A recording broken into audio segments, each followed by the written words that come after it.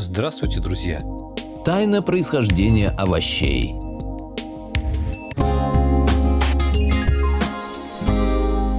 Благодарю всех, кто подписался на мой канал и смотрит мои видео. Ссылка на статью в описании. Автор Баландина Е.А.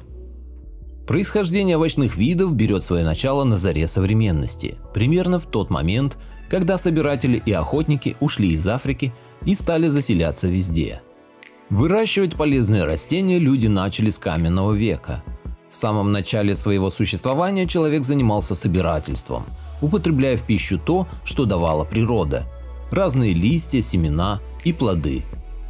Позднее человек научился сохранять разные травы, кустарники и деревья, кормившие их.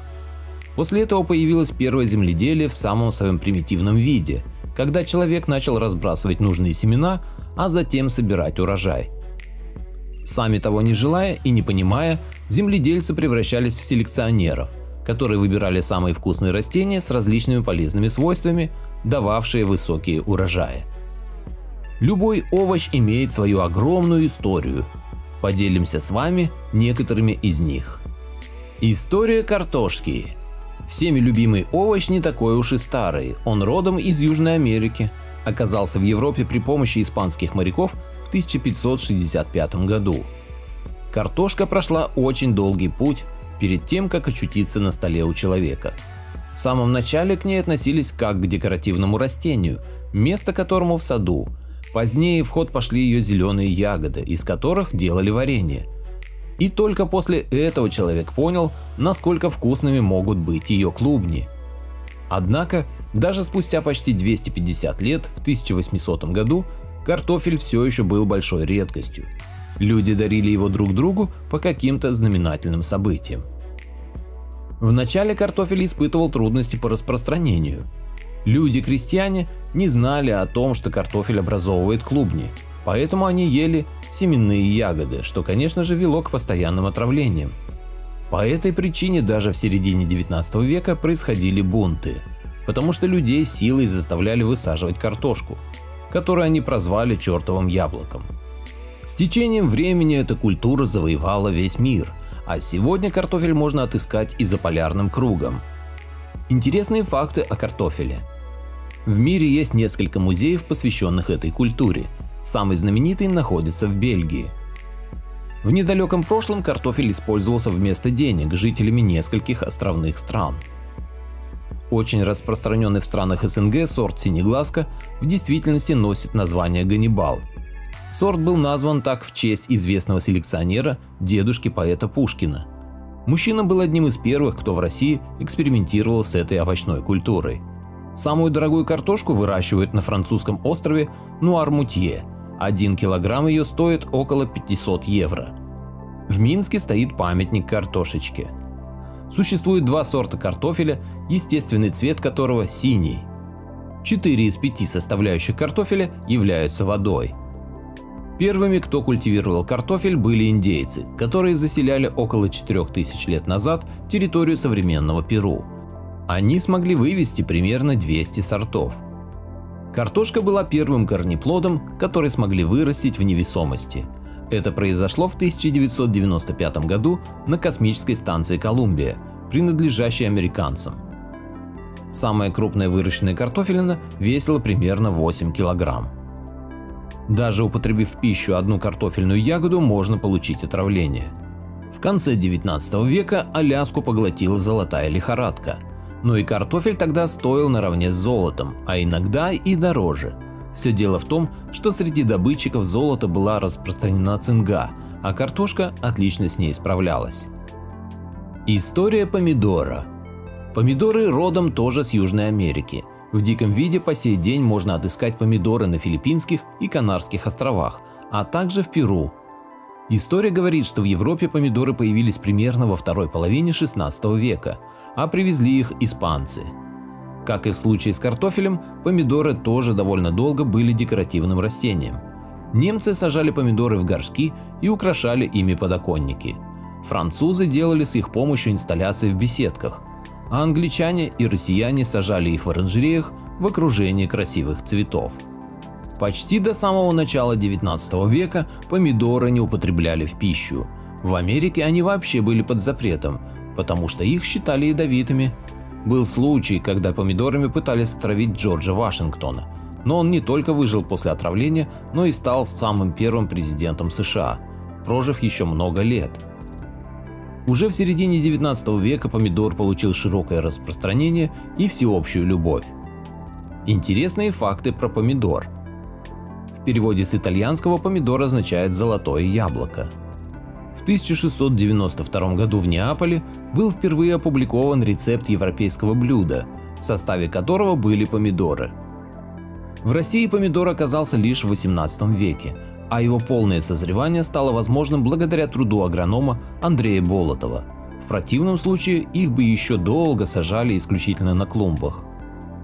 Помидор – это кладезь полезностей. В нем содержится клетчатка, фолиевая, аскорбиновые кислоты, витамины группы В, йод, магний, калий, железо, натрий, кальций, фосфор и много других компонентов, необходимых для здоровья. Важная составляющая помидор – элемент холин, который помогает выработке гемоглобина, способствует снижению уровня холестерина, а также помогает укрепить иммунитет. Стебель помидора может вырасти больше 2 метров, а корни врастают в почву на метр в глубину и на 1,5–2 метра в ширину.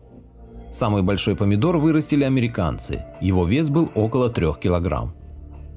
Не прекращаются споры о том, чем же считать помидоры – овощами, фруктами или ягодами. Ботаники говорят, что помидор – это ягода.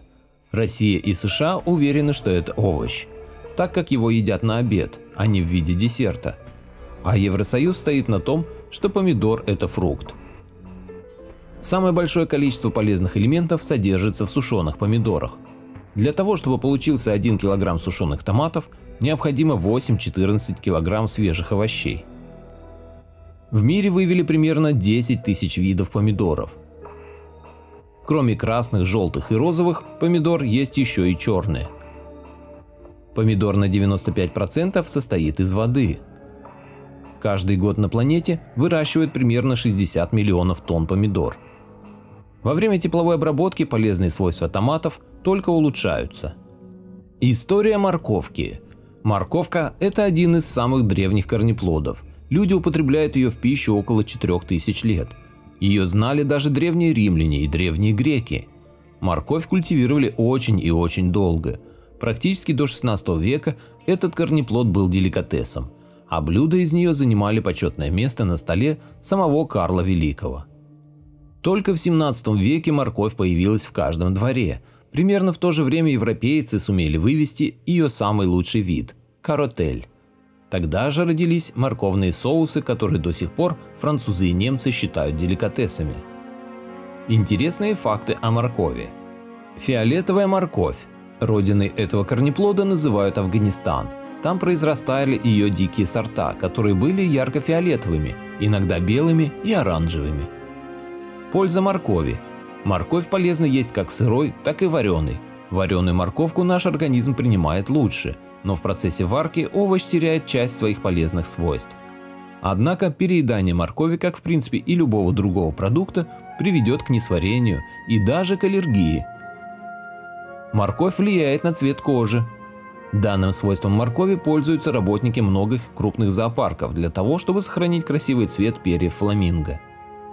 У морковки есть свой собственный праздник и своя столица.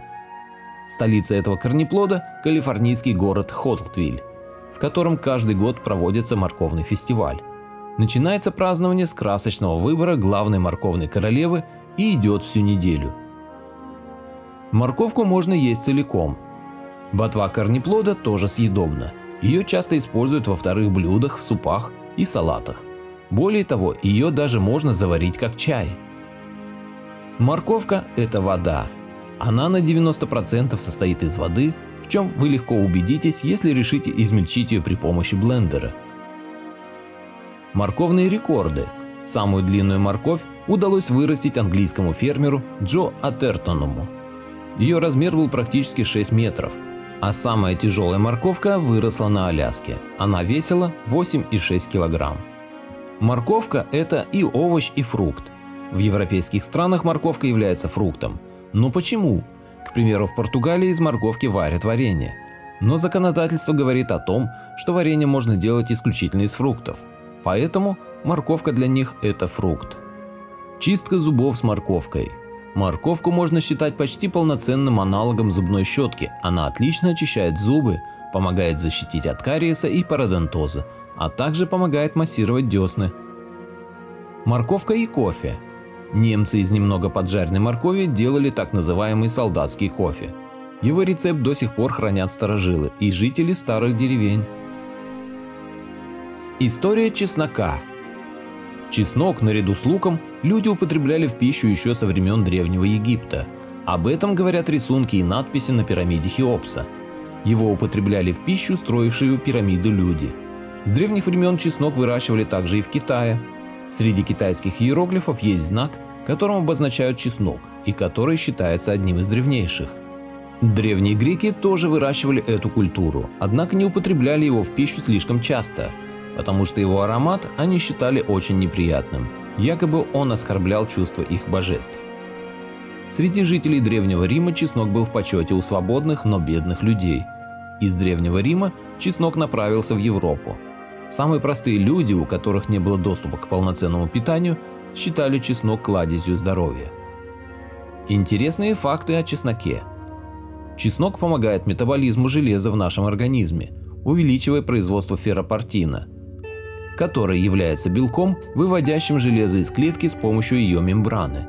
В 2010 году в рамках американского исследования было выявлено, что одним из маркеров рака молочной железы является пониженное содержание ферропортина в организме, что препятствует правильному выводу железа.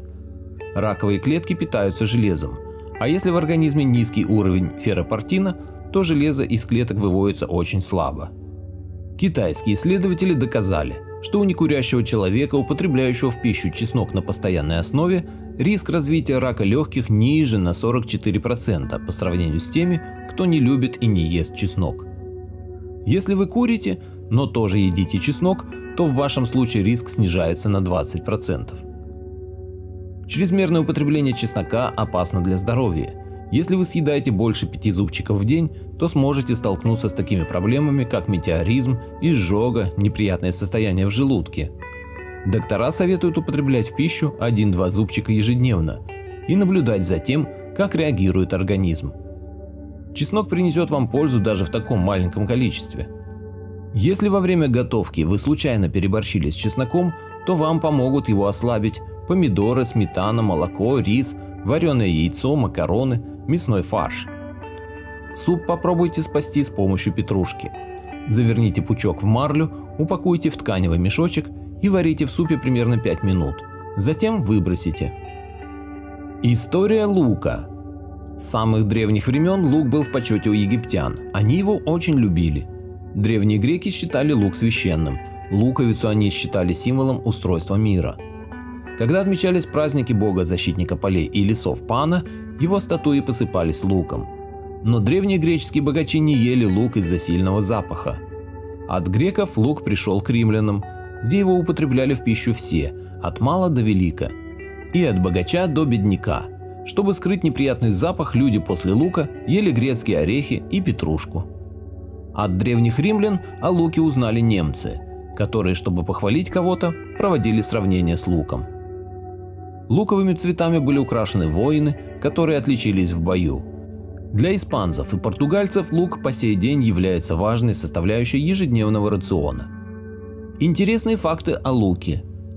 Название этой культуры на латыни «allium» произошло от кельтского слова «al», что означало «жгучий». Провел аналогию известный естествоиспытатель Карл Линней. Сегодня в мире существует примерно 900 сортов лука, который растет не только в огородах, но и в степях, лесах и лугах. Из такого богатого ассортимента лишь 228 видов относятся к овощным культурам. По сей день родина лука доподлинно неизвестна, но большинство исследователей полагают, что это Юго-Западная Азия. Лук в Европе появился приблизительно в бронзовом веке.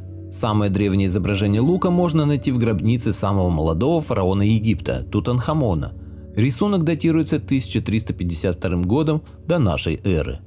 В средние века, когда вовсю по миру гуляли рыцари с крестовыми походами, лук входил в их рацион регулярно. Он пользовался тогда такой бешеной популярностью, что за 8 луковиц можно было выкупить пленного. В Америке лук очутился с помощью экспедиции Колумба. По данным ООН, больше всего лука употребляют в пищу в Ливии. Обычный гражданин этого государства в год съедает примерно 33 килограмма лука, потому что они добавляют его абсолютно во все блюда. На втором месте по потреблению лука стоит Сенегал. Там люди съедают около 22 килограммов. За Сенегалом идет Великобритания, почти 10 килограмм в год на человека, и Франция, почти 6 килограммов. Репчатый лук называется репчатым из-за своей похожести на репу. Символ британского Уэльса – лук-порей. Как говорит поверье, в одной из битв с саксами воины прикрепили к своим шлемам именно такой лук, благодаря чему они отличались от врага. Битва на луковом поле произошла 1 марта, и теперь ежегодно в этот день в Уэльсе организуется праздник. В луке содержится больше сахара, чем в грушах и яблоках. Одна луковая долька примерно на 6% состоит из сахара. Во время приготовления лук теряет летучие вещества, из-за чего он получается сладковатым на вкус. История фасоли. Впервые о фасоли заговорили еще в древнекитайских летописях, которые датируются 2800 годом до нашей эры. Тогда люди рис варили с фасолью, как это сегодня делают корейцы, японцы, индийцы и филиппинцы. О фасоли знали и в Древнем Риме. Именно из нее делали известную в то время косметику, которую использовали как пудру. Они были уверены, что такая пудра прекрасно освежала лицо и делала морщины незаметными.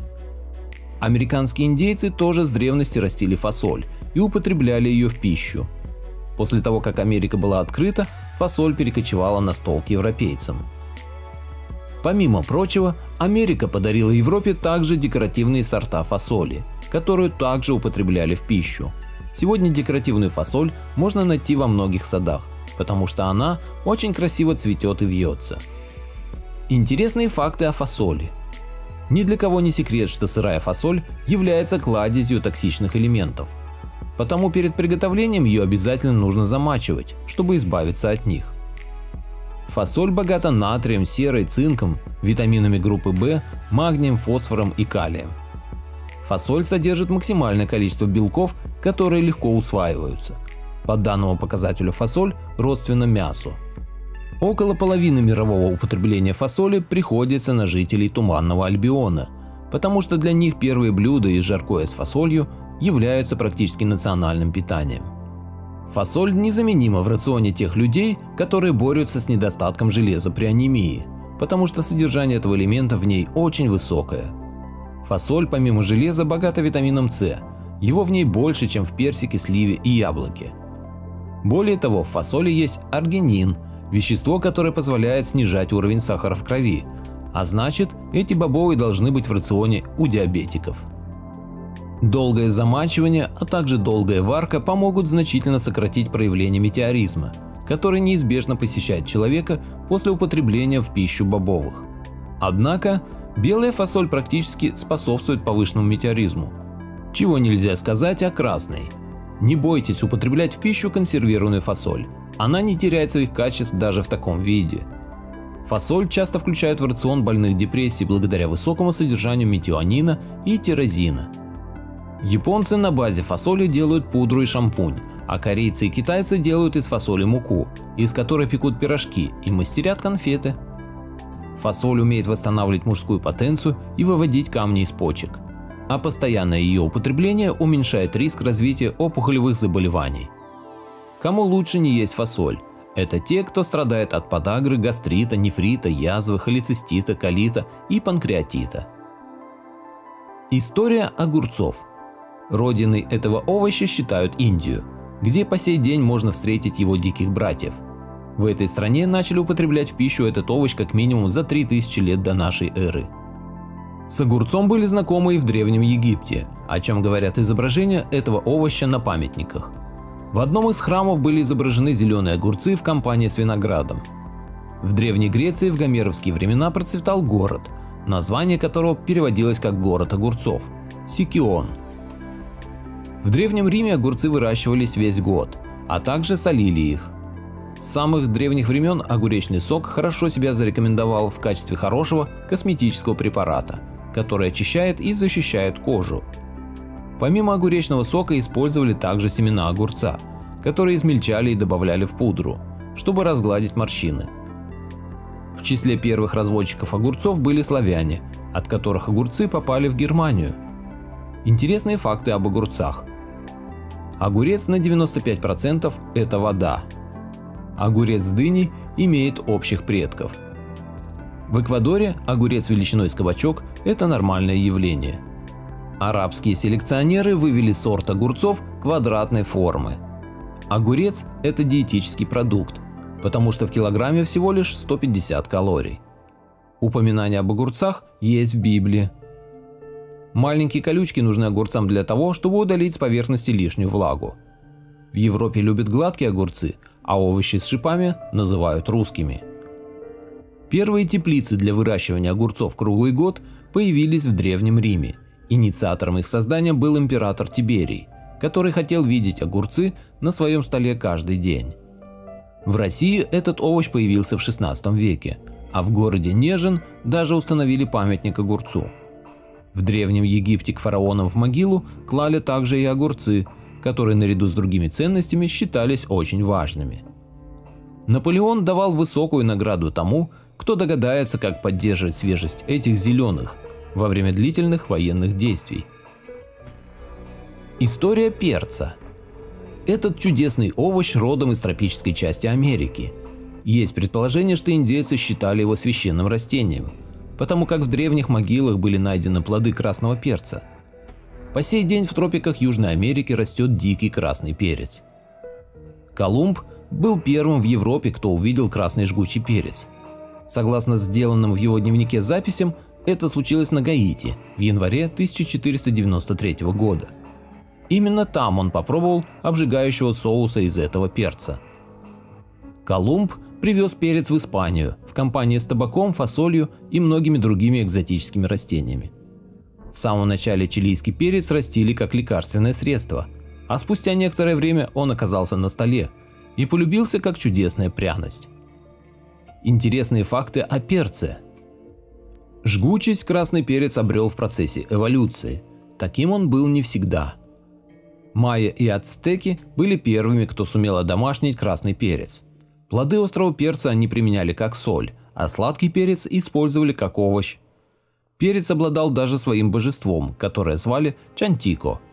Согласно легенде, эта богиня во время поста съела рыбу вместе с перцем, за что муж, бог огня, сделал из нее собаку. Самые острые виды красного перца – это чили, что в переводе с языка ацтеков – красный. Говорят, что благодаря красному перцу индейцы смогли выиграть одну из битв с европейскими завоевателями. Предание говорит, что индейцы насыпали острый перец на тлеющие угли, из-за чего европейцы потеряли способность защищать себя. Чтобы еда с добавлением перца не была очень острой, нужно просто удалить из перца перегородки и семена. Красный перец богат железом, витаминами групп А, В, С, калием и магнием. Зеленый перец, который является недозревшим красным, содержит гораздо меньше полезных элементов. Есть также виды красного перца, от контакта с которыми кожа может повредиться, может даже случиться химический ожог. Если вы съели кусочек очень жгучего перца, то для нейтрализации жжения выпейте молока. Также в такой ситуации вам помогут кусочек лимона или йогурт. Некоторые канарейки получают в пищу кайенский перец с целью придания их перьям интенсивности цвета. Ранее полагалось, что чилийский перец провоцирует язву желудка и гастрит, но на самом деле он убивает бактерии, которые приводят к этим заболеваниям. Красный перец можно легко выращивать в домашних условиях, он очень неприхотлив в уходе.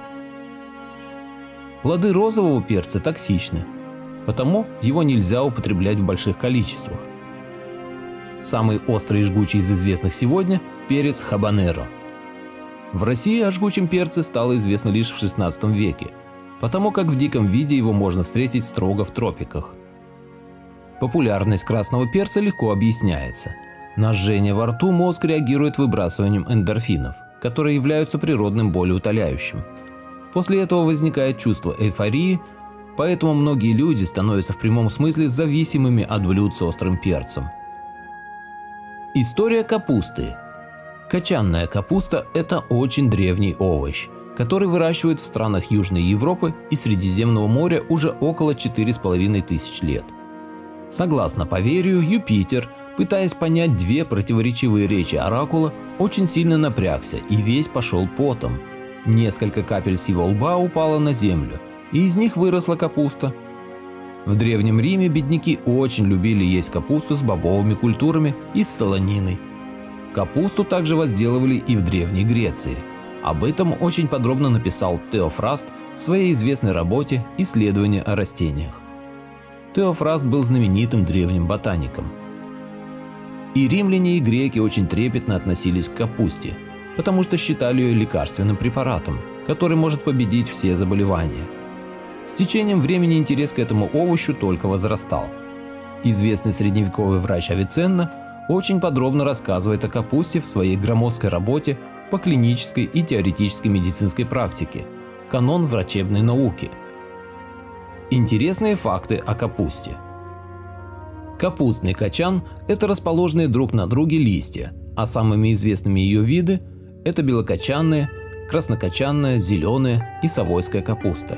Все эти разновидности имеют формы сферы. Известны также два сорта китайской капусты. Это пекинская капуста с морщинистыми листками и капуста бок-чой с короткими листьями и вытянутой формой. Растут китайские сорта быстрее всего. В 100 граммах капусты вы найдете только 25 калорий, однако она очень питательна и содержит мизерное количество жиров. Капуста очень богата антиоксидантами, которые помогают защищать от развития многих раковых заболеваний и уменьшают количество плохого холестерина. Основные антиоксиданты, содержащие в капусте, сульфорафан, тиоцианат, изоциатионат, лютеин, индол-3-карбинол, зеаксантин. В свежей капусте содержится большое количество витамина С. 100 граммов капусты подарят вам 61% от рекомендованной суточной нормы. Если регулярно употреблять еду, насыщенную витамином С, то это поможет повысить сопротивляемость организма разным вирусам и инфекциям, а также защитит от свободных радикалов. Существует такой показатель, который измеряет антиоксидантные свойства продуктов – ОРАК. Чем он выше, тем сильнее продукт умеет поглощать кислородных радикалов. Так у белокочанной капусты этот показатель на 100 граммов равен 508, а у краснокочанной – 2252. В капусте содержится очень много важных витаминов, которые наш организм должен получать из внешних источников. Среди них витамины группы В, В1, В5 и В6. Еще одни важные составляющие капусты – это магний, калий, железо и марганец. Железо нашему организму необходимо для того, чтобы создавать новые красные кровяные тельца. Марганец нужен для обеспечения работы одного важного фермента – антиоксиданта, а калий помогает держать под контролем кровяное давление и пульс. В капусте содержится приблизительно 63% от дневной нормы витамина К, который играет важную роль в метаболизме костей. Потому достаточно его количества в еде поможет вашим костям оставаться здоровыми. Более того, доказано, что витамин К помогает человеку при болезни Альцгеймера, уменьшая причиняемый мозговым нейронам ущерб. История редьки. Китай и Египет называют родиной редьки. На пирамиде Хеопса были обнаружены надписи, которые говорят о том, что древние египтяне активно культивировали редьку. Они также из семян этой культуры делали растительное масло, которое было широко распространено в древности. Такое же масло делали и в Древнем Китае. Спустя некоторое время редька из Египта добралась до Древней Греции, оказавшись таким образом в Европе. Когда греки отмечали праздники Аполлона, они приносили к ногам статуи божества 3 самых главных корнеплода. По их поверьям, морковь, свекла и редька. Редиска – это самая близкая по крови культура редьки, однако родилась она несколько позже. Говорят, что редиска родом из Средневековья, а получилась она благодаря селекции редьки. Интересные факты о редьке. Очень часто редьку на столе заменяют редиской, вкус которой несколько мягче, и она не настолько острая. Свой обжигающий вкус редька имеет благодаря горчичным маслам, содержащимся в ней в очень большом количестве, особенно в черной. Эти масла несут пользу в небольшом количестве, потому как помогают желудку справиться с тяжелой и жирной едой, а также помогают бороться с простудой. Самый мягкий вкус у редьки дайкон, потому как содержание горчичных масел в ней минимальное. Редьку нельзя включать в свой постоянный рацион, если у вас есть проблемы с желудком, потому как масла скорее будут раздражать стенки желудка и никакой пользы вы не получите. Также злоупотреблять редькой не стоит и людям, страдающим от сердечных проблем, потому что в ее составе есть компоненты, которые оказывают плохое воздействие на сердечную мышцу. Недавно индийские ученые пришли к выводу, что в ботве редьки содержится в 2 раза больше антиоксидантов, чем в зеленом чае. Антиоксиданты, как известно, замедляют процессы старения. Ботву можно сушить и добавлять ее в готовые блюда. В редьке содержатся витамины С, К, а также очень важный сульфорафан, который не допускает развития злокачественных клеток, а также имеет противовоспалительное и противомикробное действие. Редька способствует улучшению работы бронхиальных желез, поэтому ее обязательно нужно включить в свой рацион, но в меру. История шпината. Дикий шпинат можно отыскать на просторах Азии. Считается, что выращивать его начали в Персии. В Китае он оказался в 7 веке, пройдя весь Великий Шелковый путь. Там же в Китае его назвали персидским овощем. В регионе Средиземноморья впервые о шпинате упоминается в сочинениях XI века арабского происхождения. Шпинат был очень популярен в арабском мире, ему даже были посвящены отдельные трактаты. В Европе, изначально в Испании и на Сицилии, шпинат появился примерно в XIII веке. В средневековье выращивали шпинат, семена которого были заострены. Однако на сегодняшний день этот вид практически забыт. В 15 веке итальянцы видели шпинат как хорошую зелень, идеально подходящую для употребления в пищу в пост. Во Франции мода на шпинат появилась благодаря Екатерине Медичи, потому как по ее требованию этот зеленый овощ был на столе при каждой трапезе. Как раз в тот период в 16 веке широко распространился современный вид шпината с большими листьями, без привкуса горечи и с семенами круглой формы. Интересные факты о шпинате. Шпинат является самой распространенной составляющей национальных блюд в огромном количестве стран мира. В 100 граммах шпината содержится очень много витамина К, 4 рекомендованные суточные нормы, что играет важнейшую роль для поддержки функционирования костной ткани и костей. Французы называют шпинат королем овощей и метлой для желудка. В шпинате содержится высокое количество клетчатки, благодаря которой чувство насыщения приходит быстрее. Именно поэтому диетологи советуют включать в свой рацион этот овощ для того, чтобы уровень холестерина в крови стабилизировался. В шпинате содержатся вещества, которые вместе борются со свободными радикалами, помогая таким образом организму защитить себя от развития раковых заболеваний. В переводе с персидского шпинат означает «зеленая рука». Шпинат взошел на пик популярности в 20 веке. Его стали все узнавать после выхода американского мультфильма о моряке Папайе. Моряк съедает шпинат, и его сила становится просто огромной. В Техасе даже производители шпината возвели памятник Папайю. Самое большое количество шпината производится в Китае. Шпинат на 90% состоит из воды. В средние века из шпината извлекали зеленый пигмент, и живописцы использовали его для создания своих работ. История свеклы. Дикие сорта этого овоща по сей день можно встретить в Китае, Индии, на побережье Черного, Каспийского и Средиземного морей, а также в Иране.